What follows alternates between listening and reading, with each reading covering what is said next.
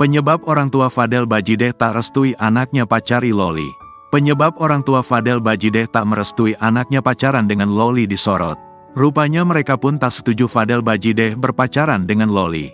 Hal tersebut diungkap Fadel Bajideh langsung kala berbincang dengan Denny Sumargo. "Orang tua lu sebenarnya setuju nggak sih?" tanya Denny di kanal YouTube-nya, dikutip Sabtu, tanggal 6 April tahun 2024. "Nggak, belum setuju," kata Fadel. Pria yang hobi dance tersebut kemudian mengungkapkan penyebabnya. Ternyata, hubungan Fadel dan Loli belum direstui karena adik Martin Bajideh ini belum melakukan pembicaraan serius dengan orang tuanya. "Soalnya gue belum bicara yang serius," terangnya. Terkait dengan isu miring yang kerap menerpanya sejak berpacaran dengan Loli, Fadel Bajideh mengatakan orang tuanya tak memedulikan hal tersebut. Menurut mereka, hal tersebut sudah menjadi risiko yang harus diatasi oleh Fadel Bajideh sendiri.